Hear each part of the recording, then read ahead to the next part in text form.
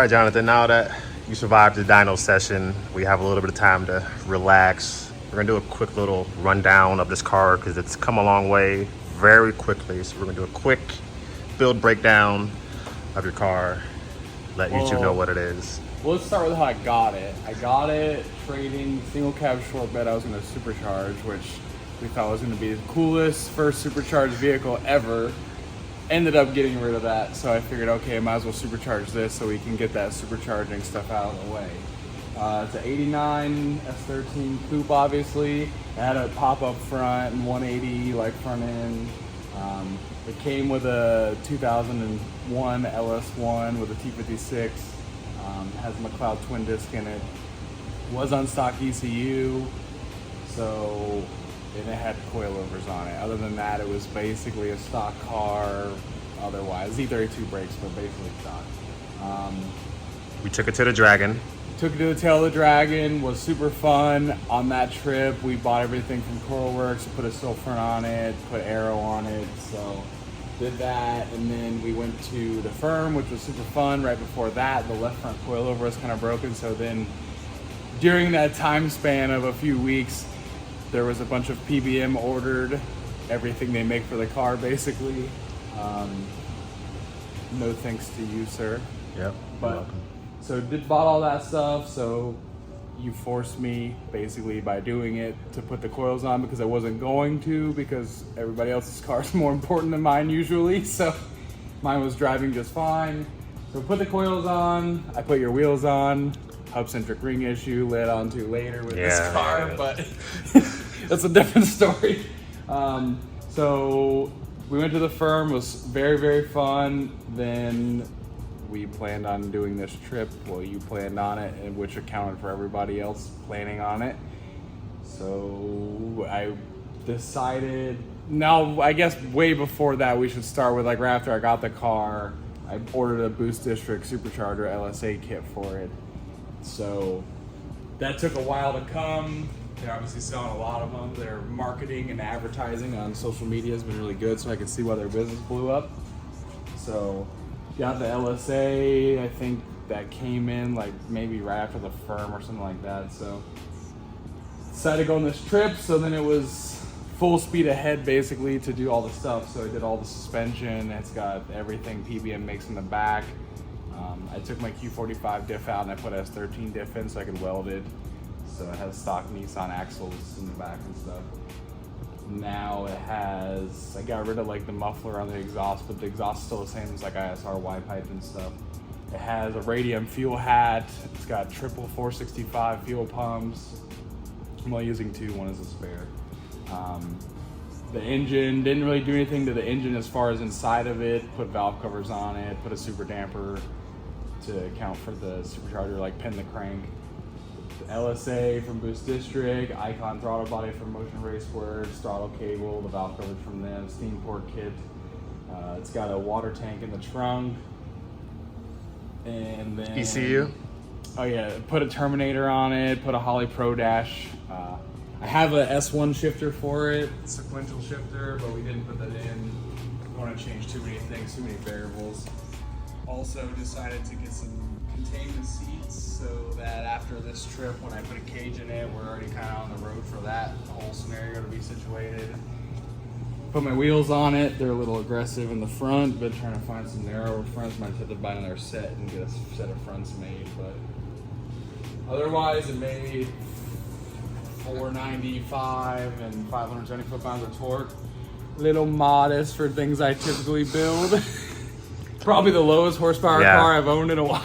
Try to make them keep it tame so it can actually be drivable and have fun and last. It's still 6 rib, and I didn't put a automatic belt tensioner on it because I kind of knew this was going to happen. So I decided to leave the manual one on there, so the belt tries to skip sometimes, like when it was on decel and stuff. So, but that was all in a reason why, just to make sure the motor stayed together, because this trip has been really expensive to prepare for, and the last thing I want to do 5 days before we leave is blow it up and have to put a motor in it. Because we ain't missing this trip. Nope. There's been too much preparation, too much money spent to not go. We also weaseled into that time period last week to get it wrapped. Not gonna disclose who did it because they did me a solid favor getting it done quickly to a bunch of unpainted panels. What kit are you running? Huh? What kit are you running? This car has PS Deuce Type 2. I think it's Type 2. Yes. Because we ordered Type 1 and they didn't have it in stock actually, so we ended up doing that. I'm waiting on a better bass bar. I don't know why in Juku I'm gonna name drop them because that thing fits like... Yeah, the fitment isn't great with the front bumper, guys, because of the bash bars literally hitting exactly where the bumper And it's too low. It's too low. This isn't supporting anything, honestly. The real issue is we need to trim the blinker holes, but it's too low, so it kind of defeats the whole purpose of why you would run the bash bar in the front anyways to support the bumper. So don't worry about that fitment. That'll get fixed when it's just proper. I ordered another one from... With the True Focus Fab? Yeah, True Focus Fab through Drift HQ. They changed the build time, said 3 to 4 weeks. Now it says 6 to 7. I see you, but all right, no big deal. Thanks, guys. And then it has Origin fenders. It's got like a Duraflex hood or something. I don't know. It was really cheap. I just needed a hood because I knew I was gonna cut a big hole in this. I didn't really care too much about how nice it was. Yeah, I wasn't gonna let him cut up a BN hood because I was going to. That was the you wanted to. I was not gonna let that happen. I had dual projectors, but bricks are the way. And bricks. So Can never go wrong with the bricks. my good friend PJ sold me a Soviet big letter grill. My old grill. Because I think it looks better than a slack grill, but that's just me. I'm weird. Has a D-Max roof wing, has a super made rear wing. It has in pieces for anybody asks. I didn't put them on because it didn't fit that good and I got tired of fucking with them. Needed a lot of trimming to get them to fit. We just didn't care to finish doing it, so we didn't put them on. But it still looks good, the drag style wing. Fits the whole LS idea. Wheels. The wheels are, they're reps. They're GMR Work Equip 05 reps, but Specs. They are 18 by 10.5, -6 in the front, 18 by 11, -13 in the rear, but they have no disc. So I have a 20 mil on the, 20 mil on the back and I think a 20 mil in the front. That's fine. I see people literally run 1.5" spacers to get some Well, fitment. it just makes the offset extremely even worse because, so that would make it 26 in the front and 33 in the back negative. So, a little aggressive on the wheel spec. Oh, then it has to have like a GK Tech, like high clearance sway bar in the front. We kind of run that in most of our cars because we swap them out. I also donated off of the good old R-Beast. It fits perfectly in. So other than that, the color is Tangerine Dream Metallic. It was the closest color I could find to the Atomic Orange on C6Z06, which is my favorite car and color. So, As you can see, we like bright colors around here. yeah, they gotta have a green car is just missing, but yeah. All right, pop the hood real quick. Gotta work. My terrible Duraflex fitting kit makes this not easy. Yeah, we're not gonna show that. We'll just you don't hear that.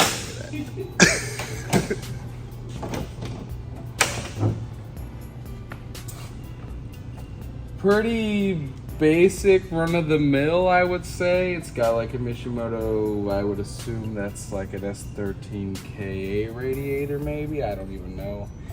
Came in the car. It's got some curl work stuff on it. I still have to put a hydro in it, which I'm gonna do probably today or tomorrow. But yeah, super basic. I mean, it's got a turn 1 power steering pump, which they say is better for LS1, so we got that. We're gonna have to give that a whirl. Motion catch can was mounted nice, then clearance defender, then that's just kind of chilling over there, but it'll be all right. Radium fuel rails, has ID 1050Xs, low power throttle cable, the typical kind of stuff you do when you do a swap. We got this. It's got a heat exchanger, it has a 7-gallon water tank in the back, and has a Davies Craig WP 150 for the water stuff, you know, dash 12 lines under the car and all that good stuff. But yeah, dash 8 feed to wide, dash 6 return, air motor regulator, like typical stuff. I try to use the same stuff on every build just so everything stays the same. We can interchange parts between cars if needed. And we know it works, because when we try to dabble out of what we know works, it's usually a pain in the ass. So I mean, nothing's interchanging from that to that, but yeah, there's some parts we could swap over, but maybe the coils. the fuel pressure regulator, like the important stuff, the stuff that, you know, could go bad. So, you know, some suspension stuff I'm sure swaps over. This car has all Lemec brake PVM stuff, so lower control arms aren't really extended right now, like adjusted out. They're super long. It has the limit brake dynamic toe stuff in the back. This is our first time trying this stuff, so we're gonna see how we like it. It's well tested by them, but we haven't dabbled with it. We just use their drop knuckles and stuff that don't have dynamic toe. So yeah, I mean, it's got a lot of toe in it, so it's gonna be really fast because couldn't really do anything about that. I didn't make any of the suspension parts really long to space the wheel out because the wheels are already super aggressive. Yeah. I mean, to us, it's our run-of-the-mill 240 builds at this point. Yeah. First time doing a car wrapped, because paint has astronomically tripled in price somehow, and Yep. body shop jail is a real thing, so decided to wrap it. It's gonna get beat up. I already have a nice painted car, and I don't like it, and it stresses me out a lot, so might as well have one that's not that way, so I can crash it and not care about it. Have a lot of leftover vinyl so we can get pieces fixed as it goes. But yeah, otherwise, I mean, it's the first car that I've actually, dare I say, finished. Like, it's all one color and stuff and done. Usually get to the point of them driving in all different colors because fiberglass parts and then never finish them. So here we are finally at the stage of finishing them. And the most important thing that all my friends give me a hard time about, I'm driving them. We're going to tracks, we're doing fun stuff with them. So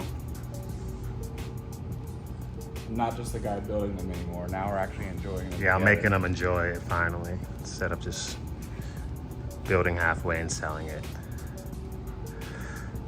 So that's pretty much the build breakdown on Jonathan's, would you consider this an LSA? Kind of? The Supercharged LS1. LS. Yeah, we'll call it Supercharged. Supercharged LS1 S13 coupe. Next video of this, hopefully it'll be shredding at the track. Both of these actually. So stay tuned, like, subscribe, comment. If you made it this far to the end, most of y'all don't. So to the 3 of y'all who make it to the end, appreciate y'all. I'll be one of those 3 people though. Yep. So, that's all guys. Stay tuned for the next one. All right, peace.